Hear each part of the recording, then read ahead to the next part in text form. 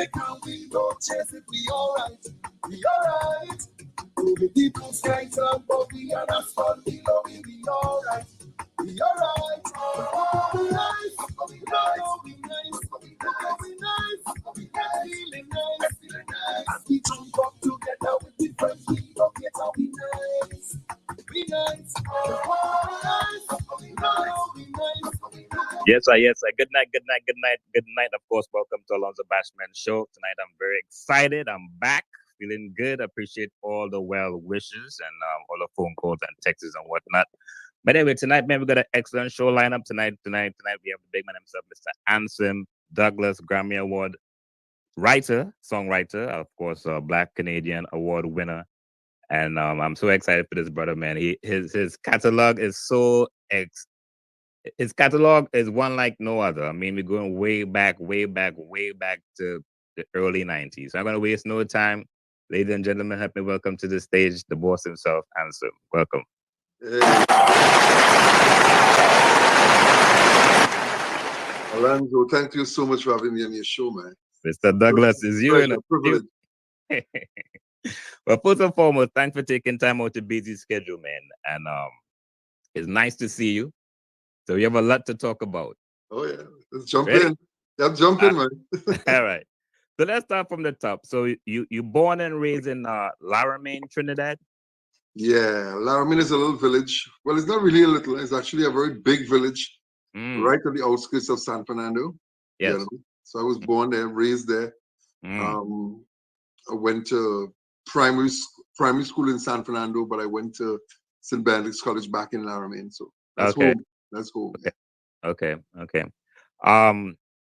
What was it like as a youth? Because I'm not too familiar with South. I'm from Arima myself, you know. Okay.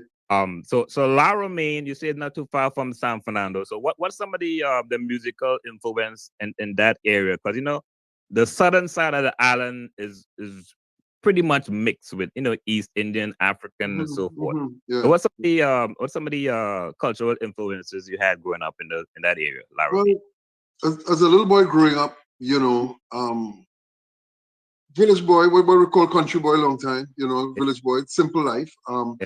But the beautiful thing about it, I had exposure to so many different genres of music, you know, from folk drumming and stuff. I remember first time me being on something resembling a stage was sitting down under my grandfather's house, because he was the man responsible for building the community center. Okay. And I would be sitting on what we used to call a sweet drink box a long time, you know, a wooden sweet drink box. And I would be drumming at the age, I couldn't be more than 4.5 years old. Yeah. And, you know, the villagers will come to see this little boy drumming among all these big men. You know, so that was my first real experience of being on stage or people actually looking at me. Yeah. But in growing up, we would listen to music from, there was a DJ on the radio back then called Billy Reese the Bad Lad. Okay. Yeah. You don't know about Billy Reese, right? You're sure that you there, man. I don't know. You know, we would listen to people like Billy Reese and Dave Elcock and. But I know Dave Elcock. Right, and all these people growing up. You know, because back then you only had really 2 radio stations. You had Radio 610 and Radio 70 in Trinidad. Okay, and sometimes you would get Radio Antilles. You know? Yeah, I'm familiar with Radio Antilles. Radio Fusion and all of that. But mainly was 2 radio stations. Yeah. You know, and we had, in growing up, I had the exposure, I had the opportunity to listen to everybody from Tom Jones, Captain and Neil, to James Brown and the Jackson 5, the Stylistics, the Supremes, you know, and that's on the foreign scene. And then you had even people like the Calypso artists, or the Calypsonian as we're called, who was recording back then would have been, because everybody wasn't recording. People think every Calypso artist was recording. That is not true. A lot of the recordings that you would hear from back in the day was taken live at the Calypso tent. Okay. Because recording was a pretty expensive thing to do, you know. So you had, of course, you had the Sparrows and the Kitcheners and the Dukes and, you know, people like that were recording. And but a lot of the recordings that you hear were actually taken live from the tent. Wow. You know, and cleaned up over the years so it sounds good. But a lot of them were actually live recordings. So I had the opportunity to listen to all these people like Blakey and all these guys growing up, you know. And I think being exposed to all those different genres of music, it just kind of shape your whole musical career, because everything that you experience becomes part of your existence. Yes, you know? yeah.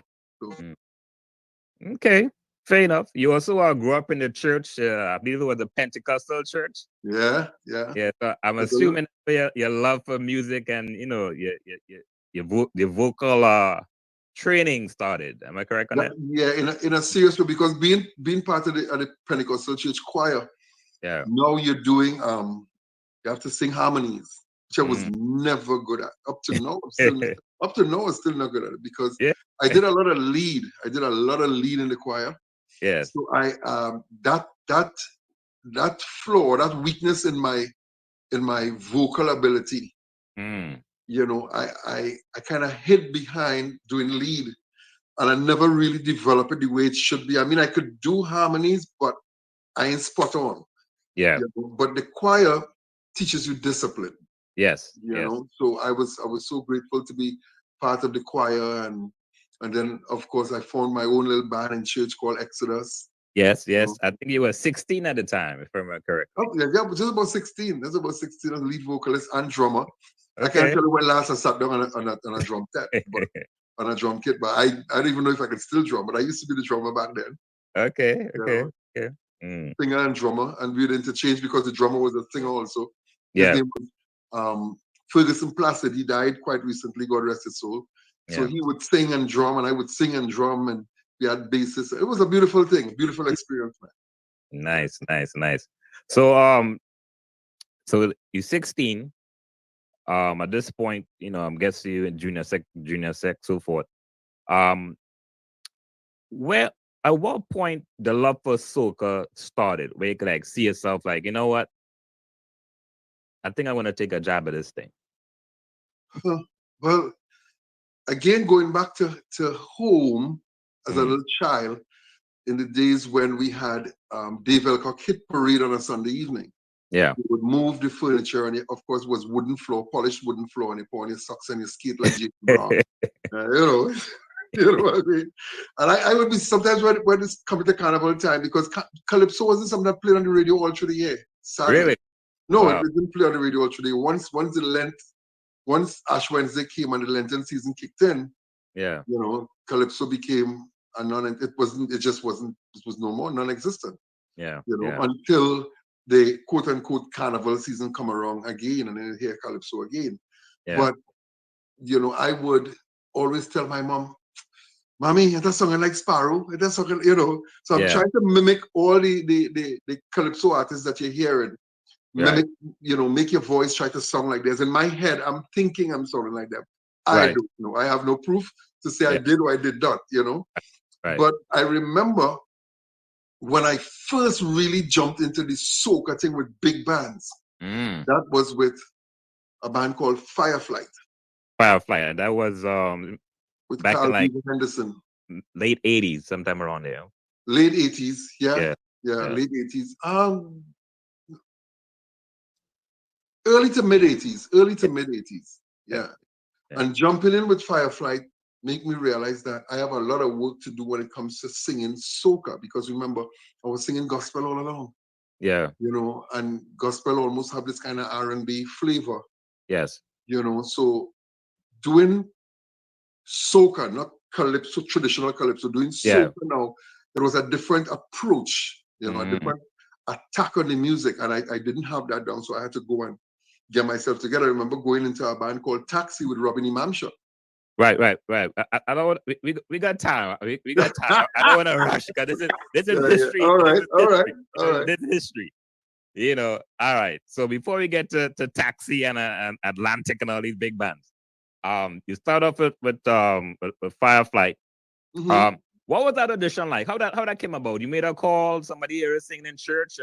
No, to be honest, I went on a show called Scouting for Talent, you know. See, there we go. You skipped it, man. Of course, you know how Scouting for Talent. That was Holly B, right? Holly Betoria. Yeah, I went on a show called Scouting for Talent. Okay. And And it was a fun exercise for me. You know, it was a fun exercise for me. You know, and when I did I gotta ask. Wait, I gotta ask. Do you have that clip from back then? You on Scouting for Talent? Somebody posted it up the other day, and it's somewhere. I don't know if I have it, but somebody posted it up. What I think it was the audition down in Point Fortin. Yeah. Yeah, and I was there, and I think I changed the song on the spur of the moment. I was going to do Come to Me, and I think I did Come to Me with James Ingram and somebody, and I did another James Ingram song. Okay. 100 Ways or something like that. Yeah, wow. Something like that, yeah. So I remember coming off stage, and Carl Beaver Henderson, his band was the backup band or the support band for Scouting. Okay. And as soon as I came off the stage, he said, once this competition is over, you have a job as a lead vocalist with the band. Wow. You know, so I was like, really? Wow. So I was so excited, you know. I mean, I get the opportunity to be a lead vocalist in a big name band like Firefly in Port of Spain. You know, I mean, it was a big thing for me. It was a big thing. You know? Big note. Yeah, so that was the way I got into the whole soca thing. I was singing all along in pubs in San Fernando and all that stuff, you know. Myself and Francis Prime and Kenny J, God rest his soul, we were all singing in pubs and stuff in San Fernando. Wow. You know. But that first break really came through singing on Scouting and Beaver saying, listen, you have a job. As soon as this competition is over, you have a job as a lead vocalist with Firefly. So wow. So how long you stay with Firefly? Just 2 seasons. 2 seasons. Yeah. And from Firefly was Atlantic. Well, while I was with Firefly, the problem with that whole band thing was I was in the Trinidad and Tobago Coast Guard at that time. Yes. And these bands are bands that travel, Yeah. You know, they always, you know, do carnival and then you move. Yeah. You know, so being in the military, it was kind of difficult. It was impossible to get the time off and the leave to go and travel, to go and do music, you know. Yeah. So I was looking at that, and I remember the commanding officer of the Coast Guard, Mr. Kelshaw at the time. You know, I'm down on the jetty doing my work, singing. Where you stationed, Hartscott? No, I was down Stobles Bay. Okay. But I did Stobles Bay, I did Hartscott for a little while. I did Camp Ogden because I was working President Guard and Prime Minister Guard and all of that. The honor guard, as they call it. Yeah. You know? So, but at this point, I'm working down Stobles Bay. I'm working on board Charlie Gull 5. Yeah. And I am chipping away at my anchor on the deck, you know, on the jetty. Yeah. You know, peeking down on the jetty, and I'm chipping away and singing. Yeah. And the commanding officer sent to call me. So I went up in his office. This is for real. I went up in his office in blues. Because you know when you go to see the commanding officer, you gotta put on your whites and all of that. I went up in blues. Yeah. And he said, young man, you like to sing? I said, well, yeah, I like to sing. He said, all right, get dressed in civilian clothes, taking you somewhere. Really? Yeah, and he took me straight to Second Image. Okay. Band. Yeah. His daughter Trisha Kelshaw was singing in the band at the time. But I think when he brought me there, the band members didn't know that I was Coast Guard. So when I auditioned, I got the job on the spot. Yeah. But when they realized I was in the Coast Guard, I lost the job on the spot at the same time.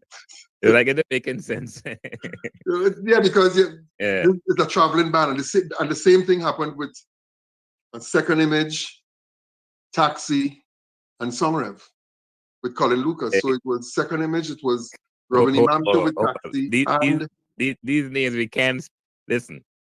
We can't those were passing by. Those were just passing by. Yeah, those are some big bands, man. Anybody that grew up in the 90s like myself or even the 80s, those are some big name bands. Yeah. You know, and you were part of that.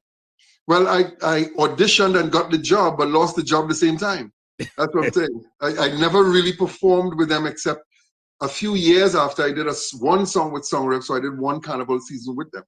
Okay. That's after I left the Coast Guard now. Yeah. You know, I did one season with them. Did a song called Last Wave or something like that. Last Wave. Yeah. But all the bands that I auditioned with, I can say that I got the job on the spot. It's the fastest hire and fastest fire I ever seen in my life. You know? As soon as they realize you're in the Coast Guard, they're not against Coast Guard. It's just that you can't travel. You can't. Yeah, you can't the commitment. Yeah, the commitment. Mm-hmm. All right, so you left the Coast Guard, and at that point, you Atlantic was the band you were with at the time when you left the Coast. No, when I left the Coast Guard, I wasn't with any bands. Okay.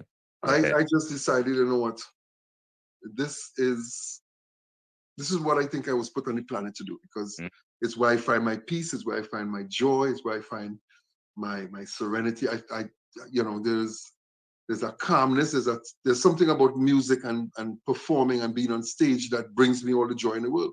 Yeah. So, and while I love being in the Trinidad and Tobago Coast Guard, and it's some of the best memories I have, you know, as a young man. Yes. Music was truly my calling. So I made a decision, and I walked out. Wow. Well, I didn't walk out, but you know. Yeah. You put in your papers. I put in my papers, you know, and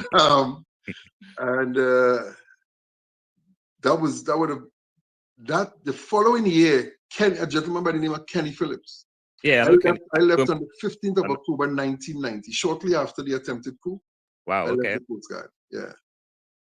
And so that would have been 34 years ago. Yeah, I left. So really quickly, you say you left the Coast Guard after the coup, or were you there? I was there during the attempted coup, and I left right after. So I left on the 15th of October, 1990. Okay. Just when the curfew started to be lifted and all that stuff, you know. Yeah. I put in my papers, and you know, and I left. And it was not until the following year, a gentleman by the name of Kenny Phillips. I'm sure you know that name. I'm familiar with Kenny. Yeah. He was doing a medley of all the big songs that year. So he told me, listen, I want you to do the voice on it. So I jumped in the studio, did the medley, and that medley just started to play and play and play. And everybody was, parties everywhere you hear this medley. It was just, and a lot of people were like, who's this voice? Who's this person? Yeah. Who is this person? Because it was a strange voice on the scene. You know, nobody could put a face to the voice. Yeah. You know, nobody could put a name to the face or a face to the name. And it was just, you know, because we didn't have social media like we have now. Yes. But you could go on and Google a song and see, that's this person, you know. So it was just a song played on the radio and you're hearing a name, but you can't put a face to the name. Yeah. You know, and because of the amount of play that song got, publicity that song got, I got a call from what's his name? I'm trying to remember the gentleman's name from Kiskiddy Records. Not Robert Amaro? No. Well, it's Robert Amaro, but the person who called me, his name is Monsigi. Monsigi, okay. Winston Monsigi, yeah. He gave me a call and said, you know what, my name is Winston and all that stuff. And I'm interested in having a talk with you about, you know, your musical career. Yeah. So lo and behold, I'm in Port of Spain now and sitting at the studio, and they said they wanted to give me a publishing contract, management contract, recording contract, and all these other stuff. And of course, to the new artist is like, yay, you know. Yeah, song nice. Yeah, for sure. Nice. So, you know, so basically, long story short, I ended up signing with Kiskiddy Records. Okay. And within a month after signing with Kiskiddy, I'm sitting on my porch, and a big fancy car pull up in front of my house, you know? Yeah. The fancy car talking about is a Laurel. And back in the day, Laurel was down. Laurel, man. You know, the Laurel. I don't remember Laurel. The Laurel. So a Laurel pulled up in front of my house, and who came out would have been Panky Boynes, Cliff Harris, and who's the other person? Anyways, they came and basically they said they need a lead vocalist for the band Atlantic. Yes. You know, and arguably Atlantic was kind of like the biggest band in Trinidad at the time. You know, very much so. Very much so. You know, so I went into Port of Spain the next evening because I'm in South. I went into Port of Spain and did an audition. I sang a verse and chorus, and I said, "Okay, good, you got the job. All right, cool. Yeah. You got the job. All right, cool. Yeah." So within 2 weeks, I was performing with the band at Chinese Association in St. Anne's. Okay. And then 2 weeks after that, I was in Miami with Atlantic doing lead on stage with them. Wow. And wow. You know. So okay. So this is like 1990 into 1991, I believe. 91, around that time. Yeah, 91. Yeah, correct. Right. Your first big hit, it wasn't Raga. It wasn't Raga, was it? No. My first big song in the carnival was a song called Good Music to Dance, which was Good Music to Dance to, yes. An Atlantic song. Yeah. That year I did Good Music to Dance and a song called Parvati. Okay. Which was a chutney song. Yeah. Some of my best work, I must say. Yeah, I have some of the chutney so collapse. So I did that. Good Music to Dance and Parvati. That was done in 91. Yeah. 91. All right. So let's talk about Raga Pum Pum. When that song came out, I remember specifically, I was a teenager, I was a teenager. That song, I remember specifically at that time, was one of the biggest songs probably for the whole season. Right. And for what I remember to that time to now, you had that voice, man, that energy. That voice, it was distinct, it was unique. I mean, around that time you had big names in soca, of course. But when that song came out, I think too at that time, the influence of dancehall music and soca, I'm not sure if it had started around that time. Kind of way, it was popping there. It was really popping. Yeah, right. So when that song came out, it was kind of new. Right. The whole soca. It wasn't really a dancehall, but the whole raga term kind of. And you know what? I didn't write that. That was written by a gentleman called Blackstone. Okay. And when I heard it, I was like, Raga Pum Pum. I'm thinking because remember I came from church, from church. So no, there's a part of you that's still saying, Raga Pum Pum. Okay, how do you justify you see? Alonzo, you cracking up your serious thing to cry, you laughing, man. No, cause listen. The reason I'm laughing that shows your ability of an artist. But if you're reading those words, it sounds crazy. Right.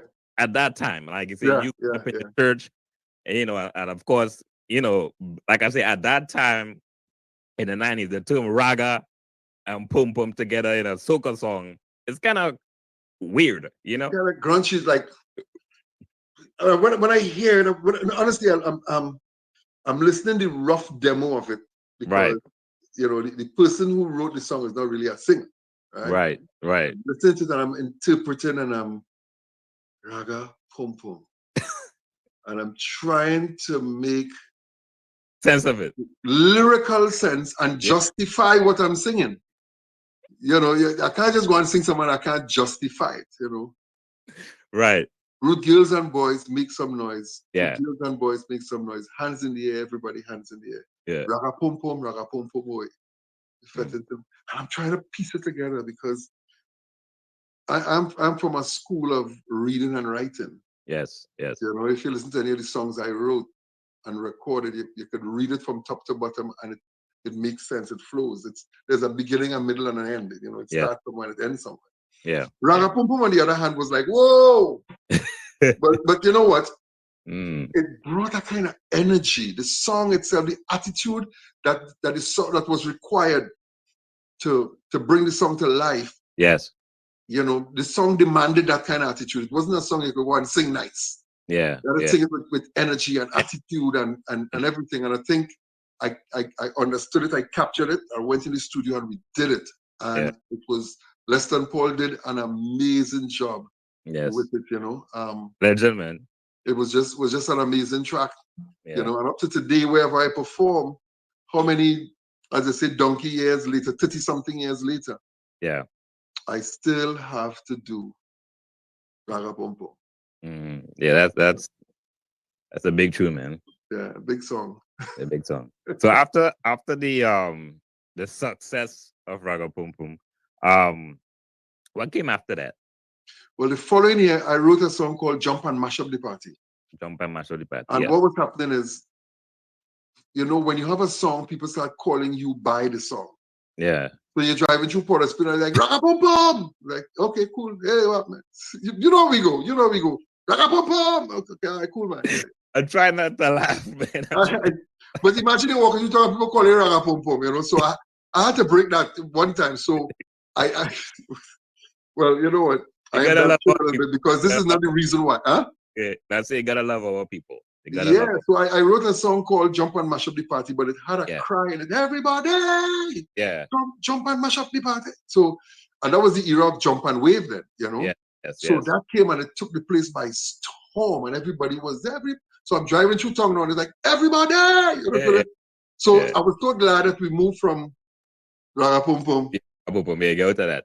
Everybody, it was like, whew, that was good. So I had Ragapum-pum and a song called Wind Up, Rock Back on it, I think. Yes, I think I remember. Yeah, Rock Back came out in was it the same year? I think I can't even remember. I think it was Rock Back on it and Ragapum-pum. No, Rock Back on it and Jump and Mash Up. I can't even remember, but yeah. Well, I know it was Raga. Then Rock Back. I think it was Rock Back. That's I really can't. I don't want to mess up the sequence. But around that time it was hit after hit after hit. Yeah. We were doing it. And there was a year that I missed, which was 96. 96, there was a dread snowstorm in New York. And in those days, we will send out that digital analog tapes up here to be mastered. Okay. And that snowstorm in, I think it was early to mid-January, my music was stuck in New York and never came back in until 2 weeks before Carnival. I mean, it was a really bad snowstorm. Yeah, I think that's the blizzard of 96. 96, the winter of 96. So I really didn't have, my music came in like 2 weeks before Carnival. So, you know, nothing's going on. And Kitchener, God rest his soul. Yes. Kitchener sent and he called me because he ain't doing anything. And, you know what's funny about our business though? And I'm hoping that with time we could break away from that behavior where it is, what have you done for me lately? We don't judge an artist based on repertoire and the body of work they've put down and their talent. We judge them on, so where's your new song? Yeah. You know, so you could have had hit after hit after hit, as you mentioned. Yes. And there's a year you miss because of snowstorm or whatever the reason could be. Yes. You had the cold and they couldn't record, whatever the reason is. Yeah. You know, and your name will not call. And you know, I had this conversation before. I always say soca, in my opinion, is one of the hardest genre of music for the simple fact, the Carnival season, once that song passes that season, you have to come with something else the following season. It doesn't matter what you did last year. That's old. That's last year. That's old, yeah. Because it's married, the joint of the hit. Yeah. The festival of the music. Yeah. You know? Yeah. So once the festival is over, now the music got to move to other like festivals, be it Jamaica, Carnival, or Washington, Orlando, Atlanta, Houston, Baltimore, Toronto, New York, London, wherever there's a Trinidad like Carnival. Yes. The music goes there. So it's really the Carnival that is bringing the music along. Yeah. You know, and by the time you're completed the milk run, as I call it, it's time to jump back in the studio again to record something for Carnival. So you know, I'm not trying to jump the gun here now, but one of the reasons why I released my song, you know, since in early September, early September, because I really wasn't I was trying to break the mold and go against the grain and just release my music when I feel it's time and just release it, you know. But we'll come to that, you know. We'll come to that. Yeah. You're talking about the intro song that I played in the beginning. We Nice. We Nice. Yeah. Yes, for sure. All right. So much success, early 90s, Atlantic. Of course, the big tune everybody talks about, probably one of the most famous songs, you know, besides Bob Marley, One Love. Right. Who Let the Dogs Out? Who Let the Dogs Out? Yeah. Right. That How came that was, in. That song was actually, I wrote that song in 96 for Carnival 97. okay. Remember I told you 96, my music never really came to Trinidad. Never Right, got but released really, right? yes, permanent. So we're at the end of 96 now, and I have about 5 songs that I'm in Trinidad. I said, listen, I went to Beaver, say, Beaver, listen, I have these 5 songs here. Yeah. So he said, you know what, is that whole doing 5 and 6 songs again, I'm really working it. It's more of a singles market now. Yeah. People doing 1 song, 2 song stops. Mm-hmm. So we look at the songs I had, and one of them was Who Let the Dogs Out. Yeah. Another one was a song called I Walk With Mine, Another song was When a Dead Bury My Clothes, Stick Fight. Big tune. Mm. So it had 2 other songs, I can't remember them now. Yeah. I don't know if I ever recorded them, and they probably get lost in time. I don't know. Yeah. But he said, listen, you're now coming off a really, really bad season. Yeah. 96, a really bad season. He said this Who Let the Dogs Out song could be a big hit, or it could be a big miss. So in my professional opinion, I would suggest you go with something like the Stick Fight song, which holds nostalgia, a certain amount of nostalgic properties, That song, you're talking about When I Dead Bury My Clothes, right? Mm-hmm, yeah. Yeah, that song has a old school tempo about it. Well, it's all Stick Fight.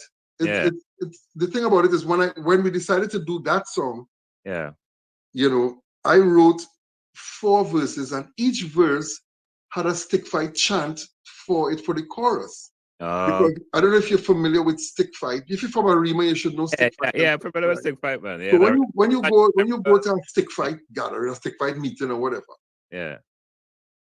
you would hear certain songs that they would sing. When a Dead Bury My Clothes was one. Yeah. Muma, Muma, your son in the grave already. Your son in the grave already. Take a towel and burn your belly.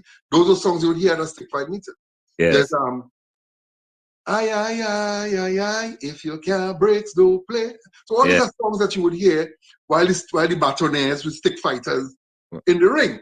Right. So I use one for each verse, and Beaver said, no. No. Choose one. Wow. I said, well, why? He said, because the chorus in the song is what everybody waits for. So you don't want people to be thinking, I wonder which chorus coming now. Right. Confuse people. So it exactly. So it made a lot of sense. I was just trying to put as much culture into the song as possible. Yeah. But from a creative standpoint, it wasn't making sense. Yeah. So I decided on When a Dead Bury My Clothes, and I think it was a really good decision. Very good decision. And we did the song and dropped it, and the song just went mad in Trinidad. Yeah, that's a big tune. So I think while the lyric of the verse or the verses are very, very strong, and it tells a whole story about stick fighting. Yeah. The chorus, that sing along, people wait for that and they know it. And as you say, it sounds old because it's the same melody as Fire Brigade, Water the Road. Fire Brigade, Water the Road. And you're too young. You might. Okay, all right. Sorry. I'm sorry. I apologize. No. Don't apologize, man, because this is one of the reasons we're having these conversations, because, a lot of us, put it this way, we go into generations, right? Mm-hmm. At my age, I'm 46. I grew up in the 90s, late 80s and all that stuff. So I'm familiar with some of these things, but some of these things I don't know, right? Or I'm pretty much never really heard before, because, you breaking down. That's why I asked you about that particular song, because listen to the songs. My background, I'm a DJ also. Right. So I'm very familiar with the music. So listen to that song. From the time that song was released in the 90s, it still have an old 80s feel when I hear it. You can mix it with old. So that's why I asked you how that song came about. And now that you broke it down, it make a whole lot of sense. Make a whole lot of sense. Yes, it's all about stick fighting. So I needed to capture that, the whole essence of that, And the chorus, When a Dead Bury My Clothes, of course, as I told you, is a whole stick fight chant that I just drop inside there. Yeah. It could have been any one of the other 4, but I'm so grateful that I chose that one. Yeah.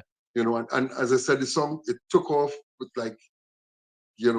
everywhere in Trinidad, that was the song, Stick Fight, Yeah. and I did Bremen Close. And, you know, I remember singing and performing in licensing fed. Mm. And I got scared. I really got scared because I had my drummers with me. Yeah. You know, and we were drumming and we were singing, and I started to see some women in front of the stage start to yeah, and I had They're to ready pull to back now. marry. Huh? What's that? They're ready to marry.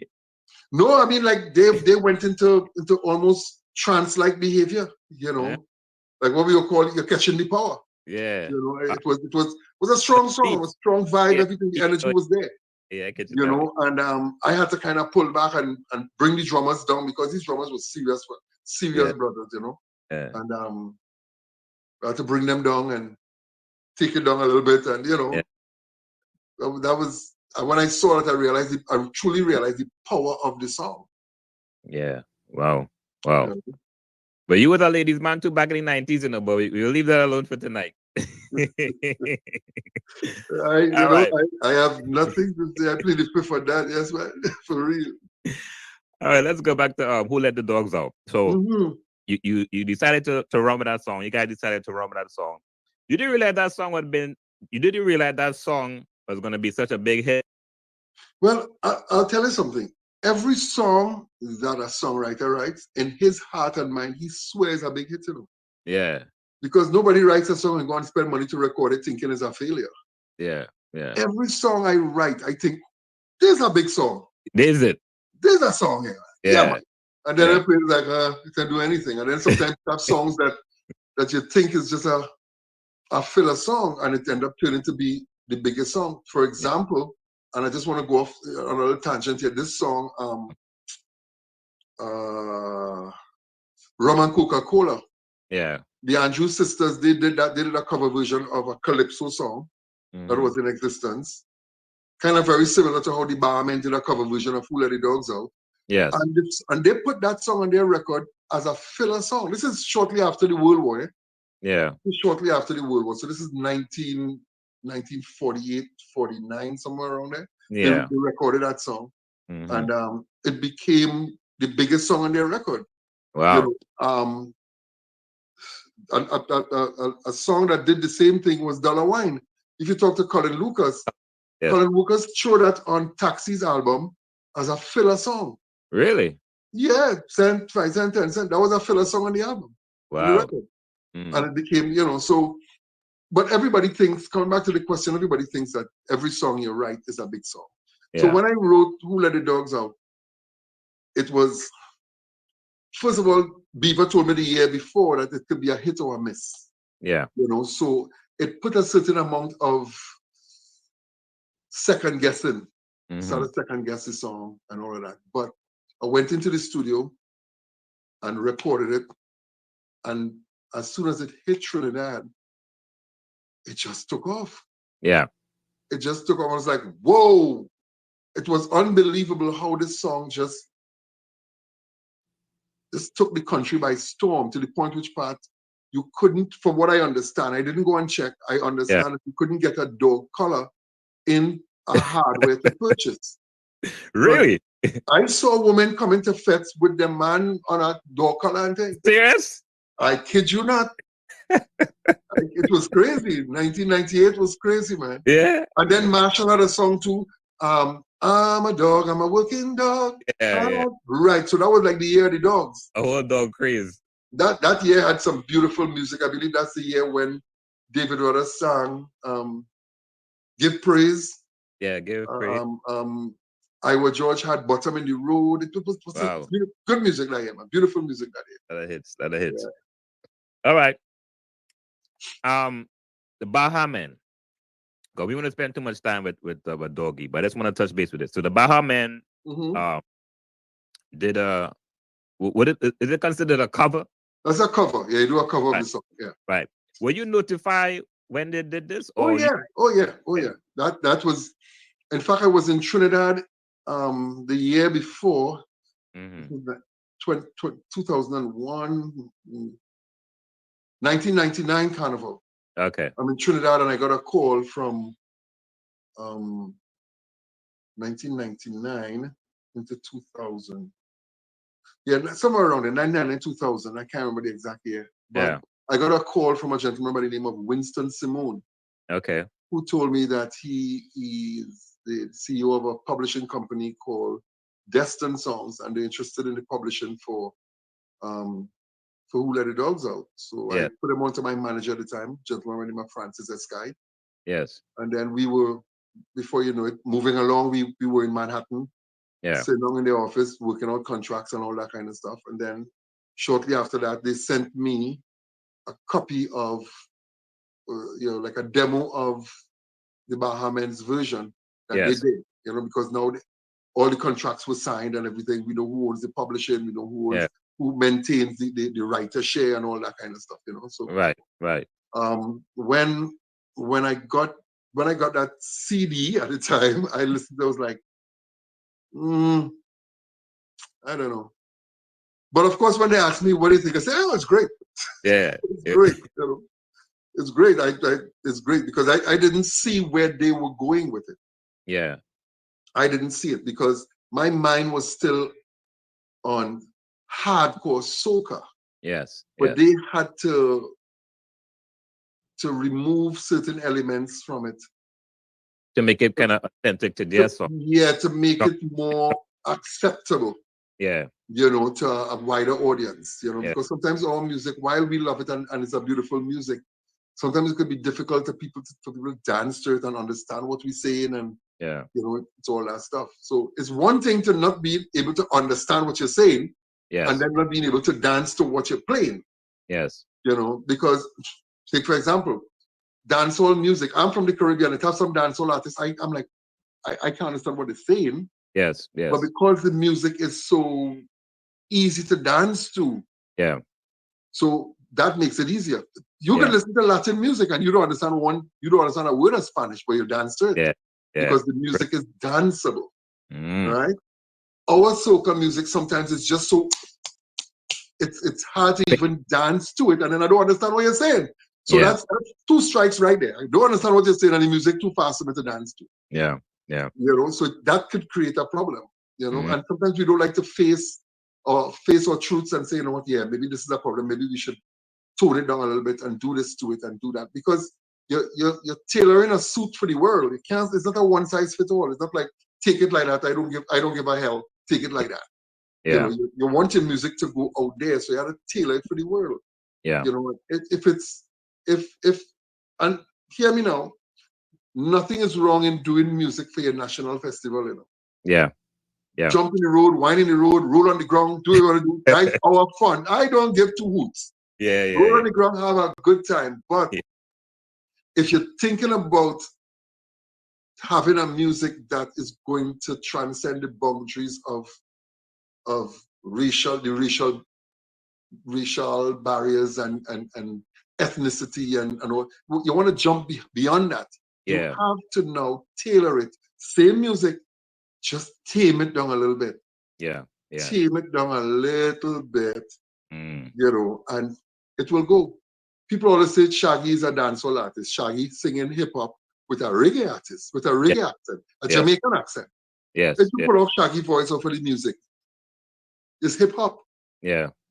But he's singing it with a Jamaican accent, so we consider it dancehall. Yeah. So what I'm saying is we need to start experimenting. Nothing's wrong with experimenting. That's how we grow. That's how we learn. We're going to make mistakes. We're going to fall. But don't give up and say, I'm done. Try different things. So I think coming back to the Bahamian, I think what they did, they removed certain elements from the song and kind of strip it down to almost naked. Yeah. And it's just, who let the dogs out? And everybody goes, okay, I like this. Yeah. And the rest is history. Yeah. Wow. One more question in reference to Who Let the Dog Out / Doggie. Are you familiar with Mannie Fresh? I've been seeing this nonsense circulating all over. But I will deal with that in a subsequent. I haven't seen the nonsense. I had to ask. Well, but you know what? People would say what they want to say. Yeah. People would, people open their mouths and anything come out, it comes out. You know, not realizing people could fact check. You know. Yeah. You know. Yeah. People just say what they want to say, and it's okay. It's okay. Yeah. Well, once again, it's well documented. You're the writer, the composer, and whatnot. Mm-hmm. All right, so we can move forward. One of the things I wanted to touch base also, a lot of people don't know you're also a jazz singer. You dropped a jazz album. I actually have 2012. Three smooth. You know what? I write what comes out from me. Yeah. You know, so I don't never like to pigeonhole myself and say, this is what I write and this is what I do. You know, if it's in me and it comes out, because as I told you, I grew up listening to all different styles of music. So it's difficult to stifle one and let the other one just, you know, so let it all come out. Yeah. So sometimes I would just write some R&B and write some smooth jazz and write some rock and all that stuff. Really? Know? You do rock too? Yeah, I have a little girl out of what's the place? Windsor, that I met just a few weeks ago. Yeah. And she's a great singer, and I'm working on a rock song for her, and I'm also working on a soca song for her. Okay. She doesn't know anything about soca music. Yeah. So I'm just so I write. So I have like 3 smooth jazz / R&B / pop records albums out there. I even had music on the Canadian smooth jazz charts already. You know. Yeah. Playing out there all the time. Yeah. So that's where you're based now? You based in Canada, or you back in Trinidad? Well, I'm bouncing between Trinidad and New York right now. Okay. I'm in Trinidad, but New York is, as soon as Carnival is over, you kind of had to head out here and do your thing. You know, sadly, you had to head out. But that is true for everybody. If you stay home, you don't make money, and this is a business. It's truly a performing art form now. Back in the day, the artists would have made money from record sales. That is no more. Yeah. You know, for you to make $1,000, $1,000 from your music, you have to stream probably close to 1 million streams. Wow. You know, so it's there's no product sale anymore. Yeah. You know, back in the day, you could go and walk into a record store and you could buy a CD, you buy a record, you buy a cassette, and you walk out and there's a record of that. And money go to the artist from sales. You know, but that's no more. So you really got to get your tail on stage. You got to sing for your supper, as it were. Sing for your supper. That's funny. All right, so you're also an author. So I'm going to ask you, how did that whole thing came about? You wrote a children's book, The Adventure of Spin and Scratch, The Relocation. Yeah. How that came about? You was inspired by what? You woke up one day and said, you know what? I've always been writing, being a songwriter and all that was just a transition from writing songs to writing children's books, you know. And I think I always see the world through the eyes of a child. I am. If anybody know me, they know I playful. I real childish. I real child. You know, I don't feel I need to walk around saying I'm a big man. You know, I know that. Right. You know, so this came about because my mom was visiting the US. Yeah. She was going home, you know, and I drove down from Toronto to see her. And she's in the apartment packing up stuff. And you know, when people traveling and they're going back home, it's suitcase and this and carry this for this one and this one where you bring this for this. It's a mess. Yeah. I mean, just looked like a bomb drop. And I was like, I told her, I said, oh lady, talking to my mom, I said, oh lady, don't take none of these New York mice and take them to Trinidad, you know. Yeah. And as I said that, a light actually came on in my head. I mean, like a light bulb, really, I saw like ping, like a real light came on. Yeah. Like what you would see, like what you'd see on TV, like a real light came on in my head. Like, I have something here. Huh? No, I say, you say, I think I might have something here in your head. Exactly. So here I am, just like how I'm talking to you now. I'm half of my brain is talking to you, and the other half is working on this book.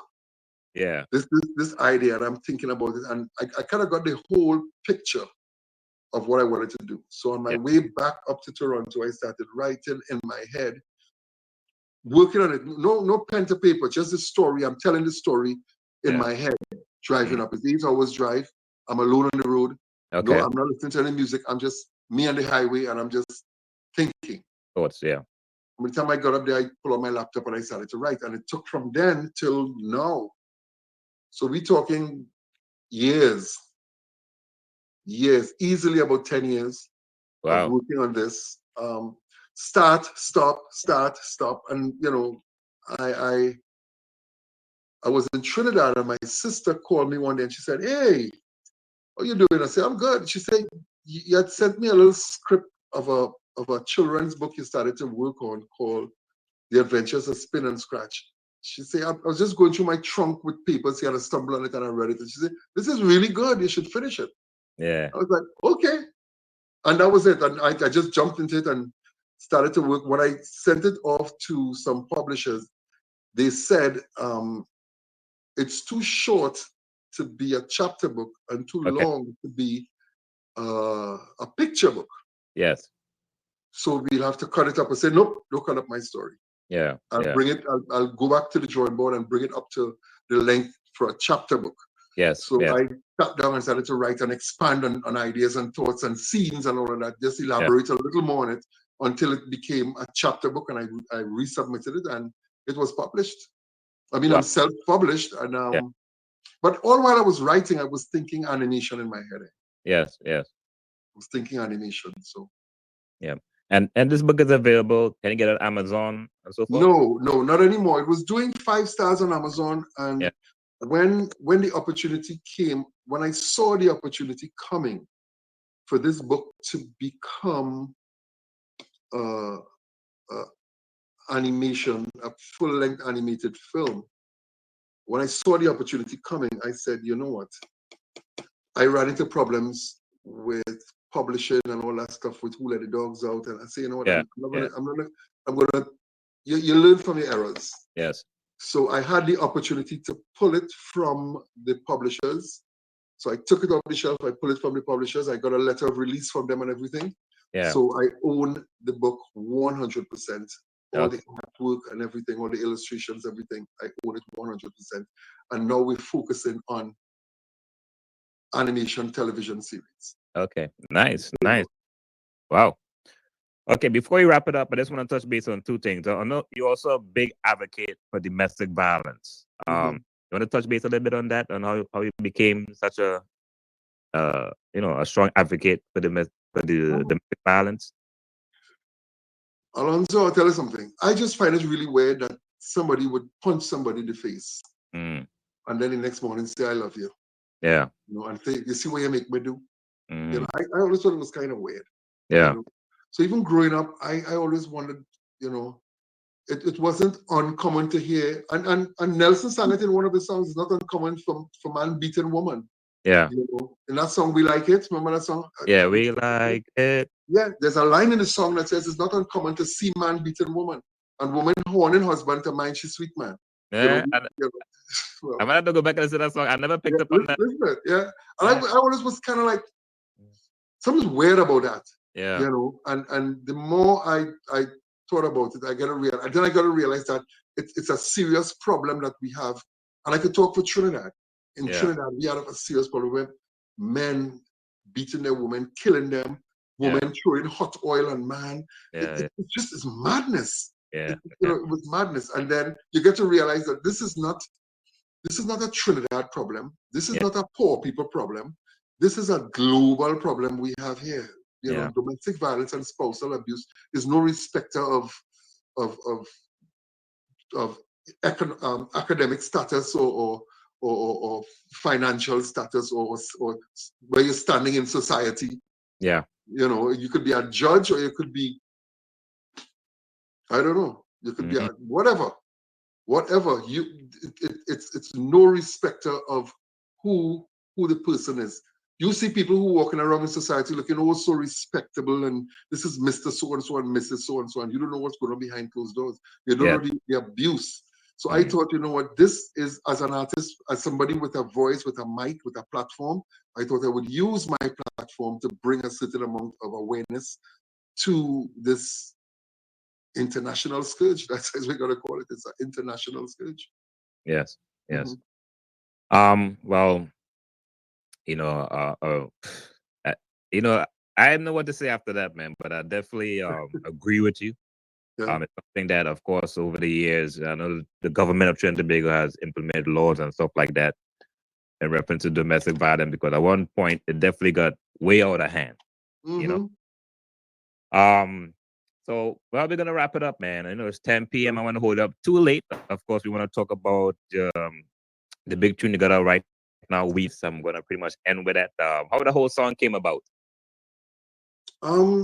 We Nice was just an idea, you know. I was just thinking about, you know, all the ugliness that is being, you know, pushed out there. The crime, the rapes, the robberies, just so much ugliness.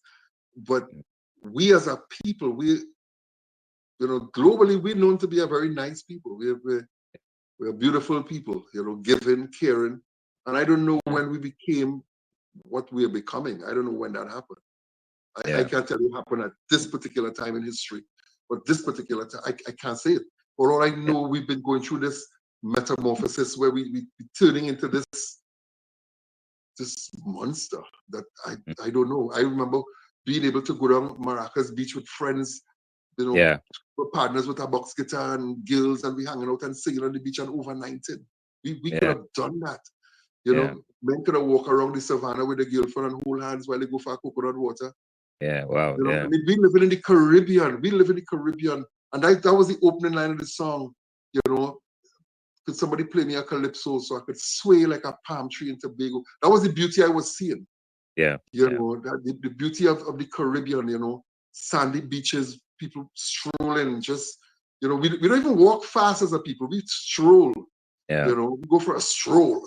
You know, and all of a sudden we just turn into something, we're turning into something. So I just thought I'd do a song to reflect on who we are. You know, what we need is togetherness.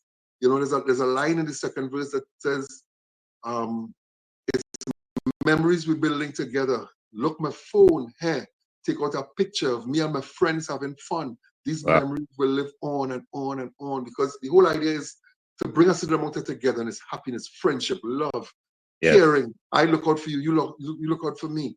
Why does if I see you, I feel I have to snatch your chain and run, or shoot you, or rob you for a pair of sneakers? And you know, the whole idea is to get away from that. And this song, those feelings, those emotions is what triggered this particular, me penning this particular song.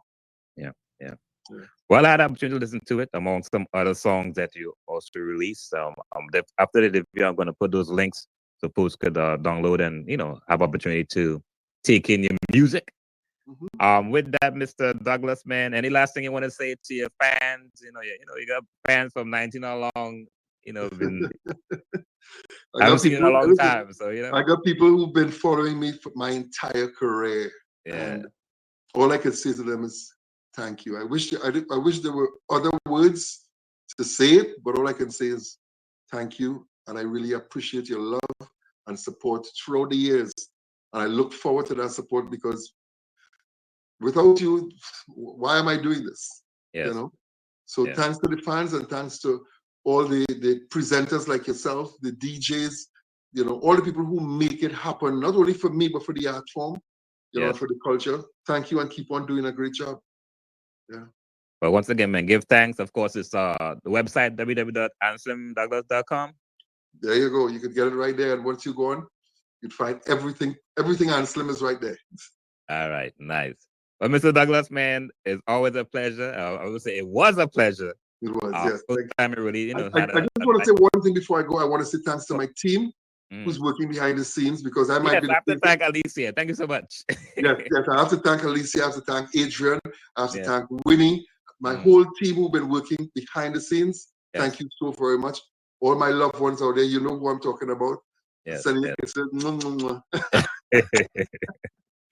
Yeah, man, very good team, man. You have a very good team, man. When I reached out, everyone was, especially Alicia, very helpful, coached me on certain things. So I really, really appreciate it. You know, and that's pretty much what it's about. You know. Yes, it is. So we look forward to seeing you again.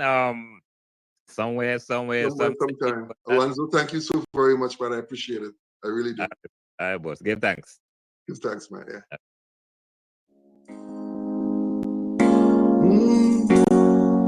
Could someone play me a calypso so I could sway like a palm tree in Tobago? With my 2 ways raised to the skies. I'm tempted to jump, hey, to jump high, jump high, jump high. I love your favorite song, yeah. As we sing along, you see nothing can go wrong. For the friends and the music, like how we don't check it, we alright. We alright.